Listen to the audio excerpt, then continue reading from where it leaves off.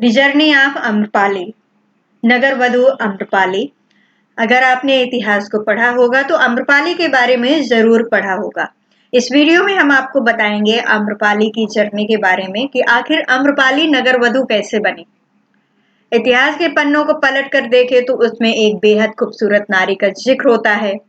उसकी बड़ी बड़ी आंखें, उसके चेहरे की सुंदर काया और शरीर की आकर्षक बनावट, जो कि कोई देखता वो उसमें खो जाता था।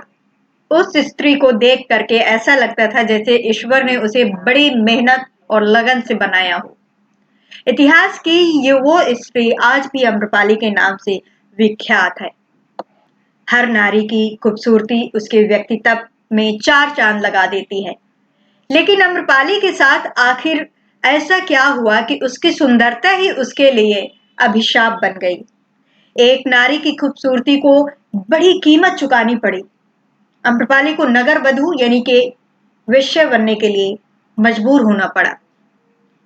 अम्रपाली की असली माता पिता के बारे में कोई नहीं जानता, लेकिन जिन्होंने उसका पालन पोषण किया उन्हें वो एक आम के पेड़ के नीचे पड़ी मिली थी, जिससे वो अम्रपाली, उसका नाम अम्रपाली रखा गया, अम्रपाली पड़ गया।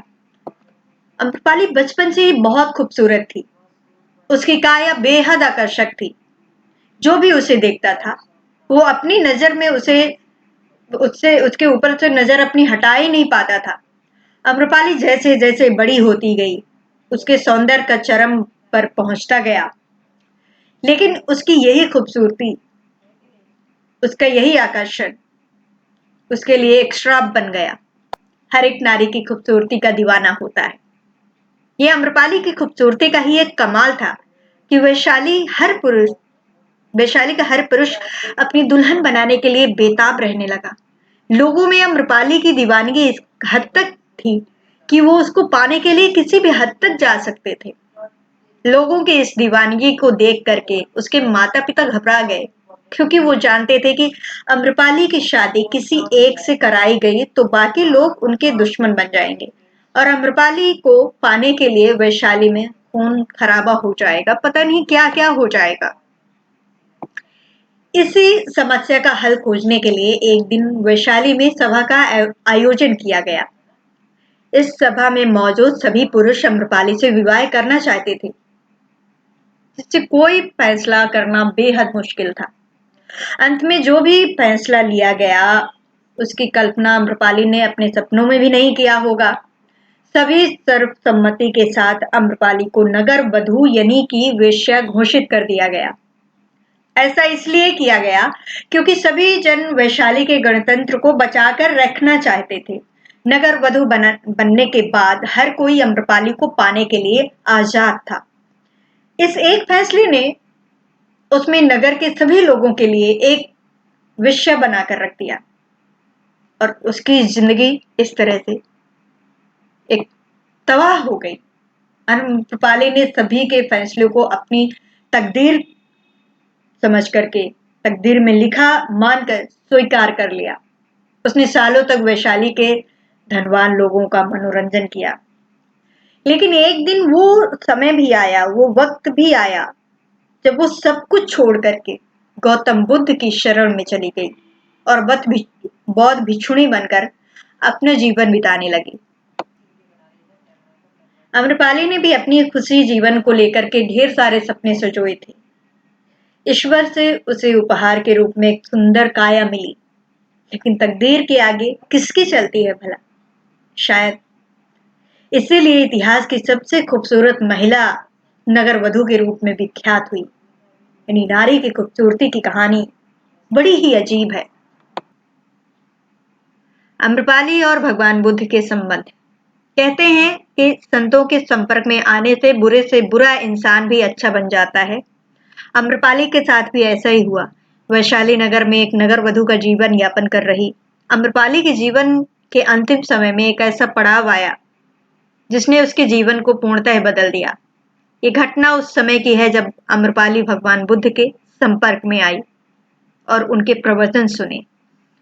एक दिन अम्रपाली महल में आराम कर रही थी, तभी उनके द्वार पर एक भिक्षु भिक्षा मांगने के लिए आया।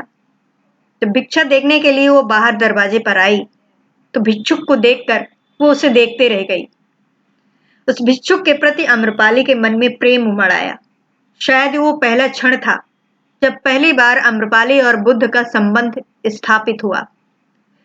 उस भिक्षु के पीछे बहुत सारे भिक्षुक थे जिन्हें यकीन ही नहीं हो रहा था कि वो भिक्षा मांगने के लिए आम्रपाली की चौखट पर आए हैं, क्योंकि वैशाली नगर में रहने वाले सभी भिक्षु आम्रपाली को बहुत ही हीन भावना से देखते थे। भिक्षा देने के पश्चात आम्रपाली ने भिक्षुक से आग्रह किया कि कुछ दिनों के लिए वो इस वर्षा शत्रु में यहीं पर रहें। भिक्षुक ने कहा कि मैं रह सकता हूं, पर इसके लिए जब मेरे स्वामी मुझे अर्थात बुद्ध जब मुझे अनुमति देंगे, अगर इसके लिए वो सहमत हो जाएंगे तो मैं यहाँ रुक जाऊंगा। जब ये बात महात्मा बुद्ध के पास पहुंची तो महात्मा बुद्ध ने अपने शिष्य से कहा कि अभी वो वहां पर रुका नहीं है, उसे रुकने के लिए मेरी अनुमति की जरूरत है, और वैसे भी बिना मेरी अनुमति वो वहां पर रह भी नहीं सकता है। आम्रपाली की चौखट पर भीख मांगने गया युवक जैसे ही लौटा, उसने सबसे पहले महात्मा बुद्ध के पैर छुए।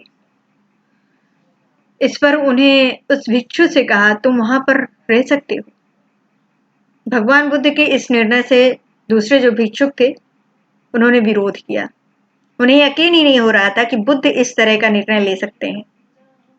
बुद्ध से आज्ञा लेकर भिक्षुक आम्रपाली के महल में 4 माह रहने के लिए चला गया। तभी बुद्ध ने अन्य भिक्षुओं को आदेश दिया कि तुम अपनी दिनचर्या का पालन करो। मुझे उस पर पूरा यकीन है कि उसके मन में अभी तक कोई भी इच्छा नहीं है। यदि उसे वहां पर रहने के लिए आज्ञा दे दी जाती तो उसको आघात नहीं दी जाती तो उसे आघात पहुंचता, क्योंकि उसका मन निर्मल है और मुझे पूरा यकीन है कि वो आम्रपाली से बिल्कुल भी प्रभावित नहीं होगा। जहां तक मैं उसे जानता हूं उसका धम अटल है और वो आम्रपाली के सामने समर्पण नहीं करेगा।